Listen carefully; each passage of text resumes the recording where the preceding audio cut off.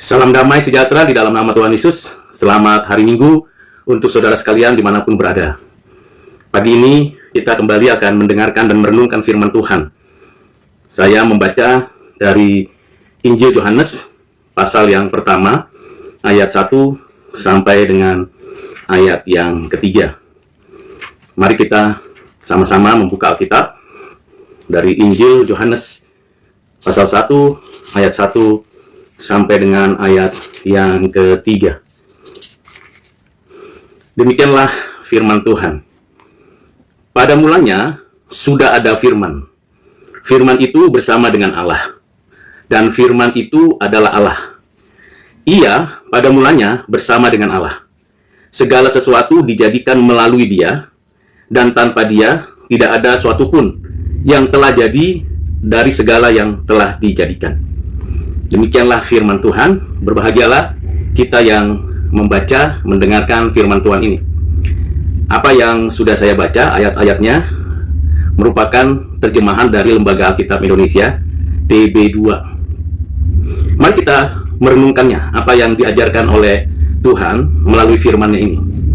Yang pertama, dinyatakan di ayat 1, pada mulanya adalah firman. Ini untuk menunjukkan kepada kita siapakah firman itu, keberadaannya.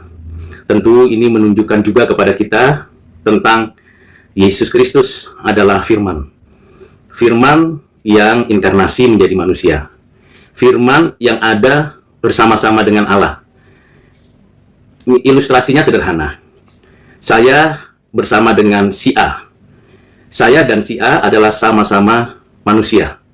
Saya berbeda dengan si A. Si A berbeda dengan saya. Tetapi saya ada bersama-sama dengan si A dan sama-sama adalah manusia.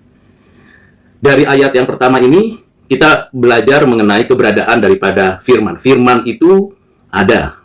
Firman itu ada bersama-sama dengan Allah. Firman itu adalah Allah. Jadi ini bukan dua Allah, tetapi keberadaan Allah ada pada dua pribadi. Firman dan Allah.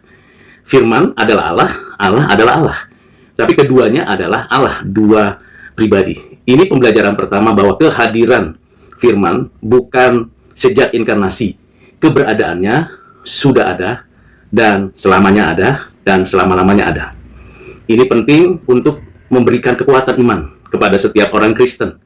Bahwa setiap kita, keberadaannya bergantung, bersandar kepada Allah yang ada pada dirinya sendiri. Keadaan kita, keberadaan kita ada di dalam Allah. Keberadaan kita bersumber dari Allah. Dan ini penting untuk kita terus menjalani hidup dan kehidupan ini. Pembelajaran yang kedua adalah di ayat 2. Ia pada mulanya bersama-sama dengan Allah. Ini bicara tentang kebersamaan, kesatuan, bukan hanya perbedaan. Jadi firman dan Allah itu berbeda pribadi. Tapi firman dan Allah satu hakikat, satu substansi, satu esensi keberadaan Allah. Dan keduanya ada bersama. Jadi bukan duluan siapa atau terakhirnya siapa. Tapi keduanya sama, ada bersama. Ini menjadi hal yang paling penting. Bagaimana kita menyembah Bapa, menyembah anaknya Tuhan Yesus Kristus, menyembah Roh Kudus. Ketiganya adalah Allah. Tapi bukan tiga Allah. Tiga pribadi. Satu Allah. Satu-satunya. Ketiganya Allah yang menyatakan dirinya. Bersama-sama berarti ini tidak ada keterpisahan. Baik Bapa, Anak, Roh Kudus. Ketiganya tidak ada keterpisahan. Sama-sama. Tidak ada yang lebih duluan atau lebih belakangan. Ada hal yang perlu nanti dipahami. Bagian pelaksanaan ketetapan penciptaan, providensia, dan penebusan. Dalam bagian inilah sedikit mengalami kesulitan manusia untuk mengerti tentang ayat 1 dan 2. Mengapa? Karena Allah mencipta, memelihara, menebus. Ketiganya dinyatakan melalui karyanya itu. Mari kita lihat ayat 3. Segala sesuatu dijadikan melalui Dia. Segala sesuatu. Alam semesta, bumi dan segala isinya, waktu, ruang, keberadaan, berbagai entitas, baik itu materi, tumbuhan, hewan, manusia, malaikat, seluruh sistem hidup, seluruh keberadaan hukum yang ada semuanya dijadikan. Dijadikan oleh siapa? Oleh Allah. Tetapi dijadikan oleh Allah itu melalui siapa? Jadi di sini firman adalah mediator penciptaan. Mediator penciptaan ini menjadi menarik dan penting karena dari sini belajar mengenai pengantara, mediator. Mediator penciptaan Allah, yaitu firman. Mediator pengelolaan bumi, pemeliharaan bumi, dan bahkan pemerintahan atas alam semesta, itu firman. Mediator penebusan, itu firman. Di sini, saya dan saudara belajar bagian yang penting, yang tidak mungkin ditemukan di dalam kepercayaan lain atau keyakinan apapun. Karena di ayat 3 ini jelas membedakan siapakah Allah Bapa, siapakah anak Allah Sang Firman, dan siapakah Roh Kudus. Ketiganya pribadi yang berbeda, ketiganya hakikat kealahannya yang setara sama.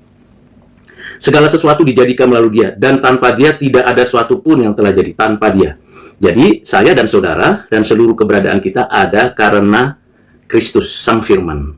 Kalau bukan Dia, tidak akan ada. Jadi, bagi kita orang Kristen, kita bersyukur karena diberikan pencerahan, firman yang diberikan kepada kita mendapatkan pengertian, maka kita bersyukur karena kita tahu tanpa Dia, tanpa firman, tanpa hidup di dalam firman, tanpa firman tidak ada pemeliharaan alam semesta, tanpa firman tidak ada penebusan, tanpa firman tidak ada keselamatan, dan tanpa firman tidak ada sesuatu pun yang telah jadi dari segala yang telah dijadikan. Yang telah dijadikan berarti alam semesta dan segala isinya dijadikan melalui Dia, di dalam Dia, dengan Dia.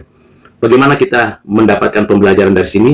Sederhananya, kita mendapatkan pembelajaran bahwa semuanya kembali kepada firman. Firman-Mu adalah pelita bagi kakiku dan terang bagi jalanku. Firman-Mu adalah kebenaran.